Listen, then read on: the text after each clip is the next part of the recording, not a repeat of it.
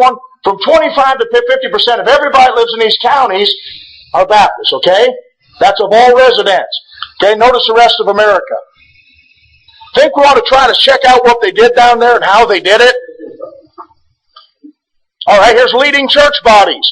Here's counties where the leading church bodies or churches or members in all those counties are Baptists. Let's see, where are you at up here somewhere? Yeah, I think we might have problems. Yeah. See what they did, and this is what we've done since. Okay, why has this been hidden from us? Well, I don't really think it affected America that greatly. Oh, yeah? Oh, I don't have it. I'm sorry. It's on my other PowerPoint slide. There's another map which shows the election of 2000. And guess how these people down here vote for the most part? You guessed it. And guess how these people here and all these people over here vote? You got it. Yeah. So, you see, well, we got to change America politically. We got to get out the vote. Hey, do all that you can, but understand America became great politically for one reason, because the Baptists believed in planting churches at one time, and they went out and they did it. Yeah. It wasn't mega church. It wasn't grow to 5, 10, 15,000, just keep running more buses. Well, we're running 127 miles, and the kids got to get up at 3 a.m. to get to church. There's something wrong with that. Yeah. Those towns need churches with ministers that believe in the church planting model of the separates, and they need to raise up preachers and plant more churches. See, they solved the fabric of a nation. It was saturated. What did God, this would be saturated with that. What's the big deal, preach? Oh, just nothing. We just never heard of it, that's all. And we claim to be Baptists. There's 2 markers erected in recent years for the Sandy Creek Baptist Church in Shubal Stearns. There's yours truly on the original site of the Sandy Creek Baptist Church. All right, let's move on. Are you still with me here? We got one more, and we'll complete our Baptist Fundamentalist Challenge. Yeah. You ever heard of David Brainerd? I'm not going to mock Mr. Brainerd, but I'm going to tell you what, some evangelists, if they don't have a Brainerd illustration in every message, then it's not a message. Brainerd, Brainerd, Brainerd, Brainerd, Brainerd, Brainerd, Brainerd, Brainerd in the snake, Brainerd in the tent, Brainerd in his sweat, Brainerd in his prayers. Now, Brainerd, God used Brainerd, but did you know he was a Congregationalist who never started a single church? You know, he had a short-lived ministry, lived to be about 29, became famous mainly because of his affiliation with Jonathan Edwards. I'm not trying to deflate your stories, but have you ever heard of Isaac McCoy? Yeah. I'm going to just hustle over here real quick, which is my goal me right now. Hustling is not as good as what you said. Let me just show you something real quick here. This, by the way, is Baptist Foundations in the South. Wonderful supplemental book. Tells you the difference between the Great Awakening and the Separate Baptist Revival. And awesome book. Here's 2 books. This one is by Isaac McCoy. That would be his autobiography. And here's his annual register of Indian affairs. Okay? He has journals. I bought my pastor the journals. He's all kinds of books that document this. We never heard of the guy. Okay?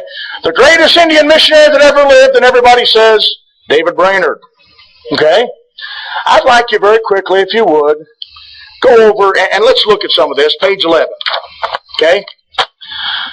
Now you will notice depicted on this print right here a picture of Isaac McCoy on this lower print. And I hope you'll come see these. I wish I had a better setup and some more easels and more room, but we just have to do what we got to do. Amen? We got to move stuff around this week too. But you will notice on this print that Isaac McCoy is dismounting his horse. And I hope you'll come look at it. And there's tears streaming down his face. His wife over here, Christiana, she's in tears. And why would that be? Well, they buried 11 of their 14 children on the mission field. Went into the wilderness of Indiana. Let's read some of this. This is on the actual marker. Now I'm going to show you something. This will blow your mind. This is what was on the church. First church and school of any kind in Fort Wayne, Indiana. First Baptist Church of Fort Wayne. This is all there was. This is what there is today. Amen? That's a wrong that's been righted. Amen? Leaving a stone of remembrance. All right? Isaac McCoy, friend of the Indian, Baptist missionary, educator. Isaac McCoy was born in Uniontown, Pennsylvania. He was converted during the revival of 1800. Let's go down. Let's drop down While on the western frontier, McCoy's labor as a pastor and church planter brought him into contact with the Indians.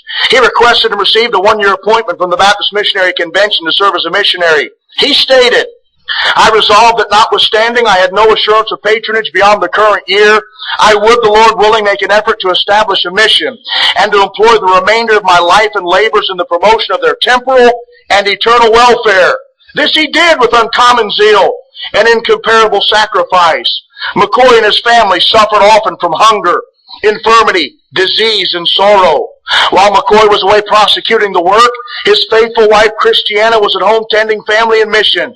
11 of their 14 children were buried on the mission field. Listen, ladies, and such was the character of this remarkable woman that often alone she bore them, and alone she buried them. Insufficient support, distance from civilization, lack of fellow helpers, and peril from the natives further hindered their efforts. Yet they undauntedly persevered. This ought to be read at every young man's ordination. This next paragraph. McCoy said, missions to the Indians are unpopular things, and he who does not possess resources within himself to work alone, or with few associates, to sow much and reap little, to work hard without the reward of worldly honor or money, to remain poor all his life for the sake of making the almost friendless Indians rich, and to wait for his pay until he shall get to heaven, had better not enter upon a mission to the Indians. Isaac McCoy arrived in Fort Wayne on May 15, 1820, and founded its first church and school. He lived among and ministered to various Indian tribes. The McCoys fed, clothed, taught, and lodged the Indians. From Fort Wayne, McCoy journeyed into Michigan. Listen, where he founded the Carey and Thomas mission stations. The Indian Territory, pay attention, was his idea. That's right. You know an Indian? Tell me I ought to thank God for Isaac McCoy today. Never heard of him. He is credited with its formation.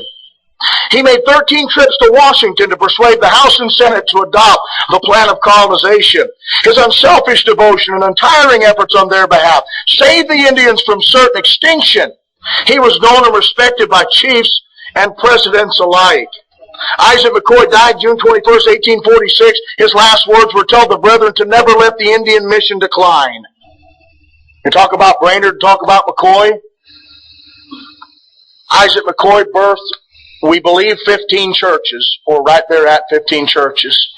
Started 2 mission stations, formed the Indian Territory of Oklahoma because there were people dying. These people were dying and going to hell at an alarming rate, and he just wanted a place where they wouldn't be wiped out by the federal government, fed fire, water, and pillage, so they could, him and other Baptist ministers could have a place where they could preach to these people and see them saved by the grace of God. 15 churches, 2 mission stations, the Indian Territory, buried 11 of his 14 children on a mission field, suffered his entire life to see people saved, and we never heard the man's name. That's a tragedy. That is a tragedy, folks. I don't know about you, but I want my kids to know. I want the preachers of the next generation to know. You'll have to admit, folks, something has happened. All of these Protestants were used of God in a great way. However, for almost every Protestant fundamentalist that God ever used, there was almost always a Baptist counterpart he used in a greater way during their time frame, and we never heard of any of them. I could do this for days. What I just did? Days. Over and over and over. I could walk you through Virginia and talk about 57 Baptist preachers, every single one of them phenomenally used. I could talk about Elijah Baker, 22 churches those guys started in three different states. I could talk about Samuel Harris, who it was said of him like a blazing comet. He struck across the scene of Virginia, diffusing his light to the consolation of thousands, birthed over 60 churches in his lifetime. We could talk about all of these men. We've never heard of them, folks. I've got to hurry. Unfortunately, most modern-day Baptists cannot name the Baptists of the past. They only know the Protestant fundamentalists. Satanic influences have caused Baptists to be blind concerning their own forefathers, while at the same time knowing minute details of Protestants and fundamentalists alike. It is time to wake up and study. Amen. And that's what we intend to do this week. I hope you'll come. Would you stand with me? Our heads are bowed and our eyes are closed. I want to thank you so much for giving me your attention. I'm just an unworthy servant, and I want people to be held